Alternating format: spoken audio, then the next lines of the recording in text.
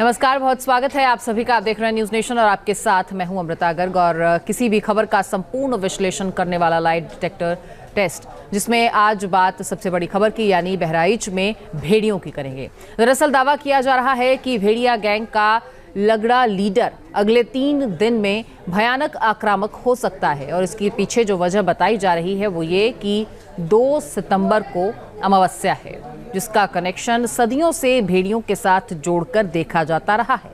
सवाल अब यह है कि क्या वाकई में अगले 3 दिन वन विभाग को बड़े भारी पड़ने वाले हैं? क्या वाकई आदमखोर भेड़िए इंतकाम के लिए निकलने वाले हैं? इसी पर यह रिपोर्ट आप देखिए। भेड़ियों की इंतकामी जोड़ी का पूरा सच।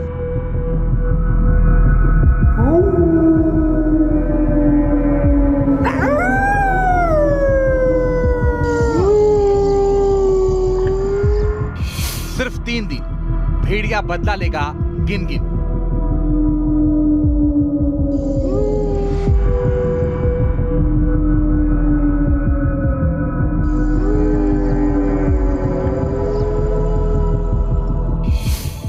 जी हां, अमावस्या की काली रात करीब आने वाली है।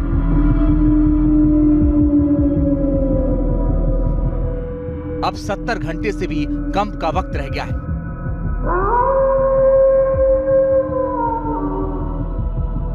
लेकिन भेड़ियों का सरदार अभी तक पकड़ से बाहर है। लिहाजा जैसे जैसे 2 सितंबर की तारीख करीब आ रही है, बहराइच के 35 गांव में फरार 2 भेड़ियों की दहशत फिर से बढ़ती जा रही है। 29 अगस्त को भेड़िया गैंग का मुखबिर भेड़िया पकड़ा गया था।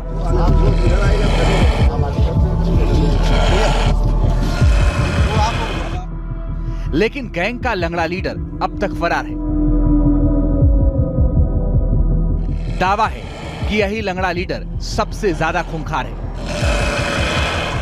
लंगड़े लीडर का ज्यादा बेलगाम घूमना इसलिए भी ज्यादा खतरनाक है क्योंकि इसके मुंह इंसानी खून लग चुका है। यही 3 पैरों वाला भेड़िया शिकार के लिए सबसे ज्यादा दांवपेच जानता था। इसके खतरनाक माने जाने की तीसरी वजह यह है कि झुंड से बिछड़ने के बाद भेड़िए ज्यादा खूंखार हो जाते हैं। और चौथी वजह इससे डरने की यह है कि अमावस्या की काली रात आने को सिर्फ 3 दिन बचे हैं।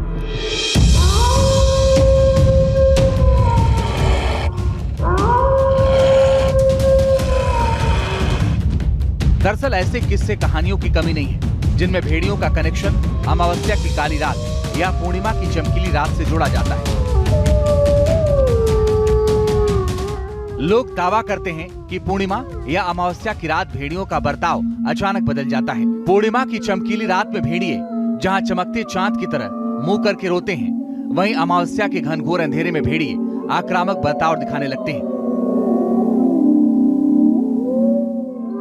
भेड़ियों के इस बर्ताव को लेकर हॉलीवुड से लेकर बॉलीवुड तक में कई फिल्में भी बनी हैं। चौंकाने वाली बात यह है कि एक पढ़ा लिखा वर्ग भी इन खास रातों में भेड़ियों में होने वाले इस बर्ताव से इनकार नहीं करता है।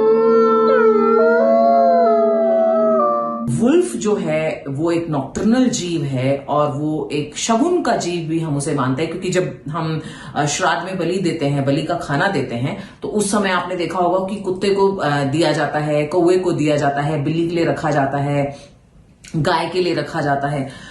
तो हमने जो स्टडी किया है ये, अब जैसे हो सकता है कि गाय को भी सबसे ज्यादा इसका प्रभाव पड़ रहा हो, लेकिन वो हैंडल कर लेती हैं।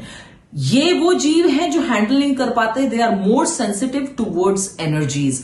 तो जब चंद्र की किरणें धरती पर पड़ती हैं तो ये ज्यादा उससे प्रभावित हो जाते हैं। अमावस के टाइम अगर अपन इंसानों से बात करें तो जैसे जब गुप अंधेरा होता है तो अपने को बिल्कुल कुछ नहीं दिखता, पर जब गुप अंधेरा होता है तो भेड़िए को और बेटर तरीके से दिखता है। तो इसलिए अमावस पे अगर आप का भेड़िए सामना होता है तो डेफिनेटली उसको एक अपर एडवांटेज होती है, बिकॉज उसका विजन एकदम क्लियर और आपका जीरो विजन है। अब सवाल है कि अगर चांद से भेड़ियों का वाकई कोई कनेक्शन होता है तो क्या अमावस्या की रात भेड़ियों का लंगड़ा लीडर फिर से शिकार पर निकलने वाला है? सियार और लक्कड़ बग्घे की तरह भेड़िए का आकार भले ही छोटा हो, लेकिन ये बेहद रहस्यमय प्राणी है। ये ऐसा जीव है जिसका इतिहास पृथ्वी में लाखों साल पुराने तक चला जाता है। कुत्तों को भी भेड़िए का ही वंशज कहा जाता है। भेड़िए को लेकर वैज्ञानिक दृष्टिकोण भी अलग अलग है। कुछ प्राणी वैज्ञानिकों का मानना है कि जब जब चंद्रमा की कक्षा में परिवर्तन होता है तो उसका असर भेड़िए के व्यवहार में भी देखने को मिलता है।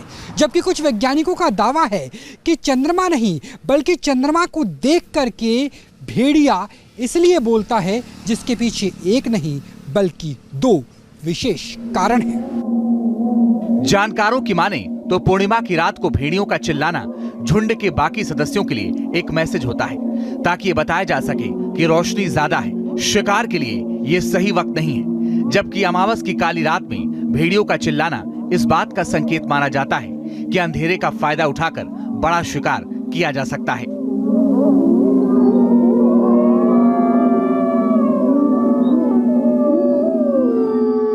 खैर, इन दोनों ही रातों पर भेड़िया क्यों चिल्लाता है, इसके पीछे का कोई भी प्रमाणिक आधार नहीं है।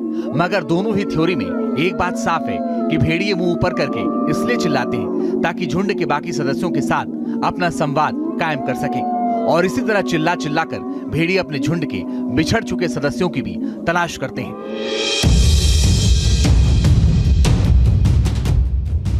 हालांकि पिछले 15 दिन से बहराइच के इस इलाके में किसी भी भेड़िए के चिल्लाने की आवाज नहीं सुनी गई।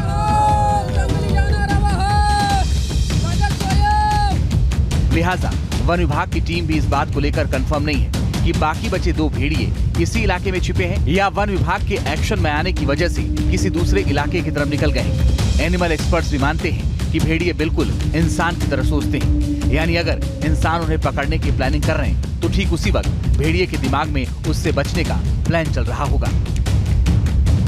भेड़िए को पकड़ने के लिए आपको भेड़िए के हिसाब से सोचना पड़ेगा।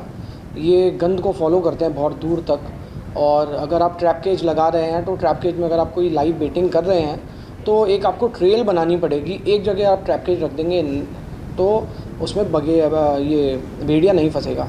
एक ट्रेल आपको जनरेट करनी पड़ेगी, उस जगह उसको पूरा लेके जाना पड़ेगा।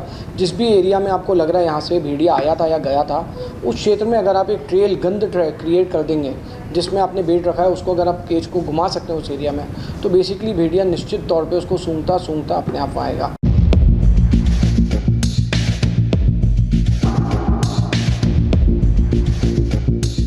अब चूंकि भेड़िया गैंग का सरदार बेहद शातिर और खूंखार है, इसके अलावा उम्र दराज होने के कारण उसके पास अनुभव भी है, लिहाजा रेस्क्यू टीम खूंखार शिकारी को लेकर कोई भी जोखिम नहीं ले रही है। भेड़िया पकड़ने के लिए पुराने उपायों से लेकर नई तकनीक तक का इस्तेमाल किया जा रहा है।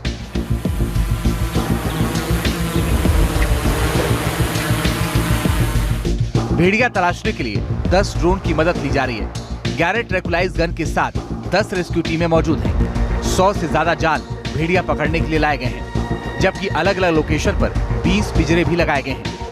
ये वो जाल है जिसके जरिए भेड़िए को पकड़ा जाएगा। भेड़िए का आतंक है पूरे के पूरे जिले के अंदर, और इस तरीके से बड़े बड़े जाल तैयार करके रखे गए हैं ताकि भेड़िया किसी भी तरीके से बच के ना भाग पाए। और इस वक्त हम ऐसे ही गांव के अंदर मौजूद हैं, वन विभाग के कर्मचारी भी हमारे साथ है। भाई, किस तरीके से जाल काम करता है, कितने लोग काम करते हैं इसमें? इसमें तो सर बहुत लोग हैं, कई जगह की टीमें हैं। नहीं, जैसे एक जाल में अगर भेड़िया भाग रहा होगा तो आप उसे ऐसे करके उसे पकड़ेंगे, क्या करेंगे? नहीं सर, लगा दिया जाता है, खड़ा कर जाता है, इसके बाद में आता है, गिर जाता है, फिर उसको दबोच लेते हैं। दबोच लेते हैं, तो यानी डंडे का इस्तेमाल करके जैसे मच्छरदानी लगाते थे पुराने ज़माने में, वैसे इस जाल को लगाया जाएगा। और उस जाल को लगाने के बाद भेड़िया इस जाल से बच नहीं पाएगा। तो आप देखिए कि कितनी मोटी रस्सी का इस्तेमाल किया गया ताकि भेड़िया अगर 70 किलोमीटर प्रति घंटे से भाग सकता है भेड़िया, अगर भेड़िया उस गति से भी इस जाल में आए तो बचने की कोई संभावना ना हो। आपको बता दें कि चौथा भेड़िया गन्ने के खेत में ट्रेस किया गया था, लिहाजा पिछले 24 घंटे से गन्ने के खेतों की खास छानबीन की जा रही थी ताकि आदमखोर जोड़ी की लोकेशन पता लगाई जा सके। 25 किलोमीटर तक सर्च अभियान चलाने के बाद फिर से इसी इलाके में भेड़िए की लोकेशन मिली है। हालांकि जब वन विभाग की टीम वहां पहुंची तो भेड़िया उस जगह से फरार हो गया। अब तक 4 भेड़िए पकड़े जा चुके हैं और कल इसी लोकेशन से चौथा भेड़िया पकड़ा गया था। और ऐसे में आज भी यहाँ पर आप देख सकते हैं कि ऑपरेशन चल रहा है। करीब 16 टीमें अलग अलग जगहों पे यहीं लगी हुई हैं। ड्रोन के माध्यम से निगरानी की जा रही है। सामने आप देख सकते हैं कि ये जाल लाए गए हैं। ये वो नदी का किनारा है जहाँ पर जिस रास्ते को पार करके लगातार अब तक जो भेड़िए हैं वो रिहायशी इलाकों में इन गन्ने के खेत के माध्यम से पहुंचते रहे। ऐसे में एक बार फिर से इस इलाके में लोकेशन मिली है, वापस से यहाँ पर ऑपरेशन चल रहा है। तमाम टीमें डीएफओ की और तमाम जो अधिकारी हैं वन विभाग के वो भी यहीं पर डटे हुए हैं बड़ी संख्या में। ऐसे में अब फिलहाल 2 जो भेड़िए हैं उनकी लोकेशन यहीं आसपास बताई जा रही है। तो ऐसे में ऑपरेशन तेजी के साथ आगे बढ़ रहा है। तमाम जो वन विभाग के अधिकारी हैं वो भी यहाँ पर मौजूद हैं और उम्मीद जताई जा रही है कि जल्द ही बचे हुए जो भेड़िए हैं उनको भी वन विभाग की टीम पकड़ लेगी। एनिमल एक्सपर्ट्स मानते हैं कि भेड़िए अपनी लोकेशन बहुत तेजी के साथ बदलते हैं, जैसा कि बहराइच में भी देखने को मिल रहा है। ये 50 से 60 किलोमीटर प्रति घंटे की रफ्तार से दौड़ सकते हैं, जिस कारण ये वन विभाग की टीम को लगातार चकमा दे रहे हैं। दावा है कि भेड़िया एक दिन में 60 किलोमीटर तक का सफर तय कर सकता है, जबकि बिना शिकार के 1 हफ्ते से ज्यादा दिन तक छिप कर रह सकता है। भेड़िए की यही खासियत उसे एक कामयाब शिकारी बनाती है और रेस्क्यू टीम की नजरों से बचा रही है, क्योंकि अपनी स्पीड की वजह से वो न केवल तेजी के साथ बचकर निकल सकता है, बल्कि वन विभाग की पहुंच से दूर भी निकल सकता है। अगर एक बार ये प्रभावित इलाके से बाहर निकलने में कामयाब हो गया तो फिर से दूसरे इलाकों में भी ये मुसीबत बन सकता है, क्योंकि इंसानी खून उसके मुंह लग चुका है। कुछ तो है कि पकड़े जाने के बाद तो कुछ घायल हुए थे, ऐसा नहीं है तत्काल अगले दिन, लेकिन जो 4, 5, 6 दिन के बाद ये जो शिकार कर रहे हैं बच्चों का, तो ये तो बदले की भावना से नहीं, पेट भरने की भावना से किया गया है। लेकिन जो फर्स्ट जस्ट अगले दिन जो घायल कर रहे हैं दौड़ा दौड़ा के, ये थोड़ा सा लगता है कि बदले की भावना से हो सकता है। चौंकाने वाला तथ्य ये भी पता चला है कि बहराइच में फरार घूम रही आदमखोर भेड़ियों की जोड़ी में लंगड़ा भेड़िया नर है, जबकि दूसरा भेड़िया मादा हो सकती है, क्योंकि नर भेड़िए का वजन 30 से 80 किलो के बीच होता है, जबकि मादा भेड़िए का वजन नर से 10 किलो कम होता है। ड्रोन में रिकॉर्ड वीडियो में भी दूसरा भेड़िया छोटा दिखाई दिया, इसलिए शक है कि वो भेड़िया मादा हो सकती है। आदमखोर भेड़िया नर है या मादा, इसका पता तो पकड़े जाने के बाद चलेगा, लेकिन सवाल ये है कि आखिर ये भेड़िए पकड़ में क्यों नहीं आ रहे। जानकारों की माने तो भेड़ियों के सूंघने और सुनने की ताकत ही उन्हें अब तक वन विभाग की टीम से बचा रही है। अब क्या इससे समझना चाह रहे हैं, क्योंकि ये आदमखोर जो इंसान को बार बार चकमा दे रहे हैं, ये आदमखोर जोड़ी की खासियत क्या है। बताया जा रहा है कि भेड़िए के नाक और कान ही उसके हथियार हैं। इनके सूंघने की ताकत इंसान से 40 गुना ज्यादा बताई जाती है और 2 किलोमीटर दूर से शिकार का पता लगा लेते हैं। 60 किलोमीटर की स्पीड से दौड़ते हैं और भेड़िए रात में भी साफ साफ देख लेते हैं। ये सूंघकर पता लगाते हैं इंसान की मौजूदगी के बारे में, और रेस्क्यू टीम का भी इसी तरीके से ये पता लगा रहे हैं। बार बार ये खूंखार भेड़िए अपनी लोकेशन बदल रहे हैं। तो ये तमाम वो कारण बताए जा रहे हैं जिसकी वजह से ये आदमखोर भेड़िए अभी भी रेस्क्यू नहीं किए जा पा रहे और वन विभाग की टीम से दूर हैं। जानकारों के मुताबिक इस भेड़िए का पकड़ा जाना न केवल स्थानीय लोगों के लिए बल्कि इस लंगड़े भेड़िए के लिए भी जरूरी हो गया है, क्योंकि भेड़िए के बारे में माना जाता है कि झुंड ही उसकी असली ताकत होता है। झुंड से बिछड़कर ज्यादातर भेड़िए जिंदा नहीं रह पाते हैं, क्योंकि जंगल में भेड़ियों को छोटे शिकार नहीं मिलते हैं और बड़ा शिकार करना एक भेड़िए के लिए नामुमकिन होता है। बताते हैं कि इस वजह से हर भेड़िया अपना झुंड बनाकर रहता है। इस एक झुंड में 10 से 15 भेड़िए हो सकते हैं।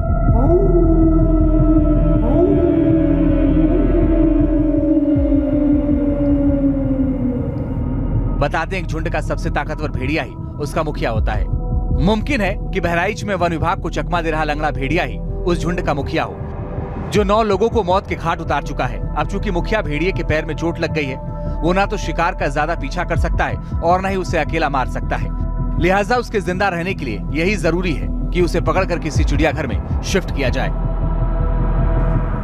देखिए, अगर बहराइच के भेड़ियों की बात करें तो भले ही इन्होंने छवि अपनी एक विलन की तरह बना ली हो, लेकिन बहुत कम लोग जानते हैं कि जो भेड़िया है वो एक सामाजिक प्राणी होता है। भेड़िए की गैंग के बारे में बहुत सारी ऐसी बातें हैं जो शायद अब तक आपने सुनी नहीं होगी। आपको बता देते हैं, भेड़ियों का ये जो झुंड होता है, बताया जाता है कि ये बेहद ही अनुशासित झुंड होता है। इसके बाद अल्फा मेल की बात करें तो ये सबसे पहले अपने शिकार को खाता है और वही तय करता है कौन कितना खाएगा। अब किसने पहले खाया है तो उसे लड़ना भी होगा, जो खा चुका उसे आगे लड़ाई जारी रखनी होगी। और अगर कोई भेड़िया हार जाता है तो हारने वाले भेड़िए को झुंड छोड़ना पड़ता है। और फिर सरेंडर पर भी बताते हैं कि झुंड में उस हारे हुए भेड़िए को वापस नहीं लिया जाता। और भेड़ियों के लिए अकेले रहना ये बहुत मुश्किल होता है, इसीलिए तकरीबन वो लोग झुंड में रहते हैं। और अगर एक झुंड के इलाके की बात की जाए तो बताया जाता है कि 800 से 1000 वर्ग किलोमीटर का दायरा एक झुंड का रहता है। और जीवन साथी को लेकर इनकी क्या रहती है तो वो भी बताया जाता है कि ये बहुत ही वफादार रहते हैं अपने जीवन साथी को लेकर, और आजीवन एक ही जोड़ा बनाते हैं ये भेड़िए। और शिकार को लेकर स्ट्रेटेजी रहती है कि मारो और भाग जाओ, इसी सिद्धांत पर ये शिकार करते हैं।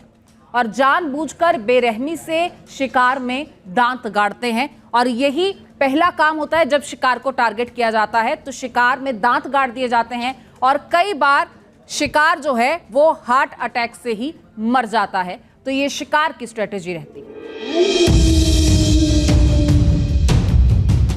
झुंड से खदेड़े जाने के बाद किसी भेड़िए के सामने असली चुनौती पेश आती है, क्योंकि उसे तब तक अकेले जिंदा रहना पड़ता है जब तक कि वो अपना झुंड नहीं बना ले या कोई दूसरा झुंड उसे अपने झुंड में शामिल न कर ले।